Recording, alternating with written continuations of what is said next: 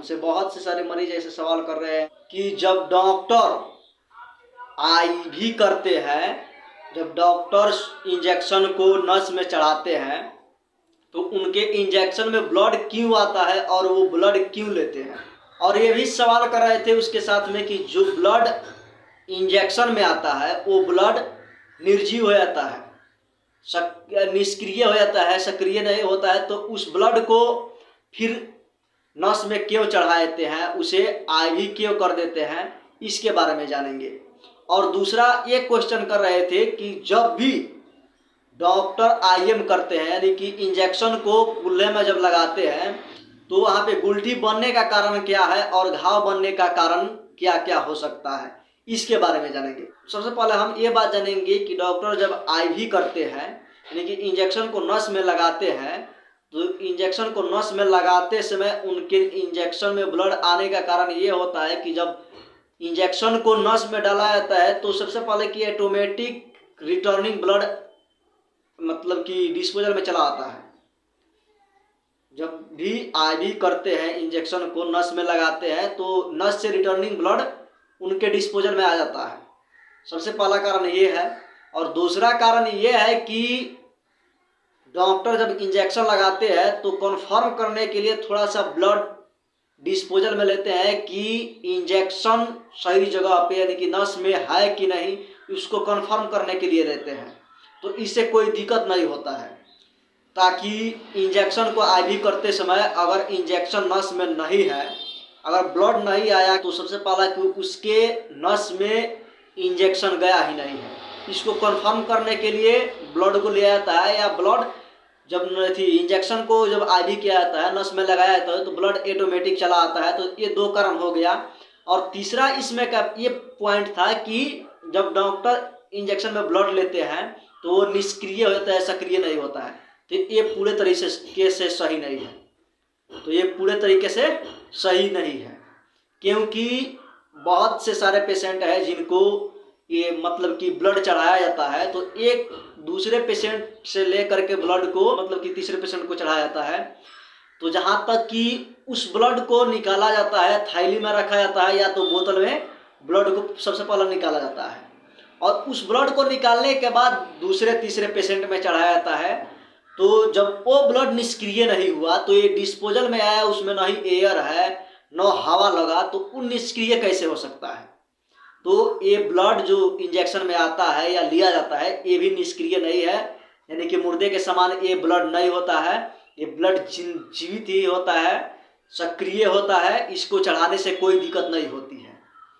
तो आप सबसे पहले ये जान लें कि ये आईवी करते समय ब्लड लेने का जो मकसद है वो यही सब कारण है, ताकि ब्लड जब जैसे आईवी किया जाता है तो ऑटोमेटिक नस से रिटर्निंग ब्लड आता है। और दूसरा कि ब्लड लेने का कारण नस में है कि नहीं, इसको कन्फर्म करने के लिए डॉक्टर ब्लड थोड़ा सा लेते हैं। और उस ब्लड को जब नस में डाला जाता है यानी कि आईवी किया जाता है तो उससे कोई दुष्प्रभाव नहीं पड़ता है, वो सही मायने में सही तरीके से जाता है और सक्रिय भी वो ब्लड होता है, निष्क्रिय नहीं होता है। तो ये आप लोग गलतफहमी अपने दिमाग से निकाल दीजिए कि वो ब्लड जो आता है खींचा जाता है वो सक्रिय नहीं है। तो आप इस गलतफहमी से दूर हो जाए कि वो ब्लड निष्क्रिय नहीं होता है, वो ब्लड सही मायने में सक्रिय होता है और वो अपने जगह पर सही होता है। तो सबसे पहला बात कि ये आप कन्फ्यूजन को दूर कर दीजिए। चलिए अब दूसरा प्रॉब्लम है ये कि इंजेक्शन को आईएम करते समय यानी कि मांस में लगाते समय जब इंजेक्शन को मांस में लगाया जाता है तो गुलठी होने का कारण क्या है और घाव होने का कारण क्या है, इन सभी बातों के बारे में हम लोग जानेंगे। तो कभी भी इंजेक्शन लेने से पहले आप डॉक्टर से लाज शर्म नाम का कोई बात ही अपने दिमाग में न रखें। लाज शर्म जो होता है उसको आप भूल जाए। किसी डॉक्टर को भी माँ बाप के समान आप समझिए, माँ बाप के तरह आप उस डॉक्टर से पेश आइए तो आपको ये भी प्रॉब्लम लगभग क्लियर ही हो जाएगा। और इसमें प्रॉब्लम क्या होता है गुलठी और घाव होने का कारण कि जब आप लोग आईएम कराते हैं यानी कि कुल्हे में जब आप इंजेक्शन को लेते हैं तो लेने का सही तरीका ये है कि कपड़ा को हटा करके ही लेना चाहिए, ताकि कपड़ा जब इंजेक्शन लगाया जाता है तो उसमें जो नोक होता है उसके नोक से कट करके कपड़ा मांस में चला जाता है, जिसके वजह से गुलठी या घाव होने का मेन मकसद बन जाता है। तो इसे क्लियर कैसे किया जा सकता है और घाव होने का कारण भी क्या क्या हो सकता है इसके बारे में भी आप जान लें। एक तो हो गया ये कि कपड़ा कट करके चला जाएगा तो घाव बना जाएगा, और दूसरा है कि इस इंजेक्शन को आईएम करते समय यानी कि इंजेक्शन को कूल्हे में लेते समय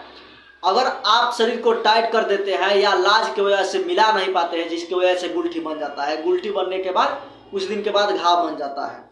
आप इंजेक्शन को आईएम करा रहे हैं, आप किसी भी कूल्हे में ले और पूरे तरीके से आप सही विधि के द्वारा आप इंजेक्शन को ले रहे हैं, कपड़ा हटा करके ले रहे हैं इंजेक्शन, उसके बावजूद भी गुलठी बन रहा है, घाव बन रहा है, तो इसका मेन कारण ये हो सकता है कि आपके ब्लड में हो सकता है कि कोई इन्फेक्शन है, जिसकी वजह से बार बार इंजेक्शन को देने से गुलठी हो रहा है और घाव बन जा रहा है।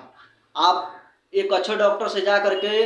ब्लड जांच जरूर कराएं और इसके बारे में डॉक्टर से सभी बात बता दें कि ऐसा ऐसा हो रहा है, और वो डॉक्टर आपके घाव के अनुसार, आपके गुलठी के अनुसार वो जांच लिख देंगे, और वो जांच करा करके कंफर्म हो जाइए कि आपके ब्लड में कोई इन्फेक्शन तो नहीं है जिसके वजह से आपको कहीं भी आईएम किया जाता है तो वहाँ पे गुलठी या घाव होने का कारण बन जा रहा है। तो आप प्लीज़ एक बार डॉक्टर से इसके बारे में राय सलाह जरूर लें। अगर आप लोग मेरे चैनल पे नए हैं तो वीडियो को लाइक कर दे, चैनल को सब्सक्राइब करना ना भूलें, नोटिफिकेशन ऑन कर दे ताकि मेरा जब भी वीडियो चढ़े आपके पास तुरंत पहुँच सके। तो चलिए फिर मिलते हैं अगली वीडियो में, तब तक के लिए धन्यवाद।